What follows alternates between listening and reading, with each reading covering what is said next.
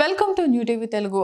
అన్నా డీఎంకే ప్రభుత్వ హయాంలో ప్రారంభించిన అమ్మ క్యాంటీన్లను రాష్ట్ర వ్యాప్తంగా ఆధునీకరించాలని తమిళనాడు ముఖ్యమంత్రి విజయ్ సోమవారం ఆదేశించారు.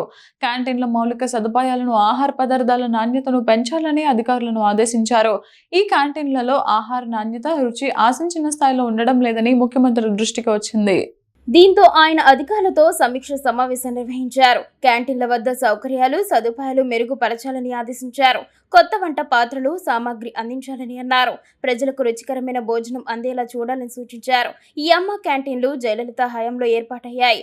మద్దతుదారులు, పార్టీ కార్యకర్తలచే ఆప్యాయంగా అమ్మ అని పిలుచుకునే జయలలిత పుట్టినరోజున 2013 ఫిబ్రవరి 24న ఈ క్యాంటీన్లు ప్రారంభమయ్యాయి. మొదట చెన్నైలో ప్రారంభమైన ఈ క్యాంటీన్లను అనంతరం పట్టణాలు, నగరాలకు విస్తరించారు. 2021లో డీఎంకే అధికారంలోకి వచ్చాక మరో 200 క్యాంటీన్లను ప్రారంభించింది. ఇప్పుడు విజయ్ అదే సంప్రదాయాన్ని కొనసాగించారు. గ్రేటర్ చెన్నై మున్సిపల్ కార్పొరేషన్ పరిధిలో 383 అమ్మ క్యాంటీన్లు ఉండగా, స్థానిక సంస్థల పరిధిలో 237 క్యాంటీన్ల ద్వారా పేదలకు తక్కువ ధరకు భోజనం అందిస్తున్నారు.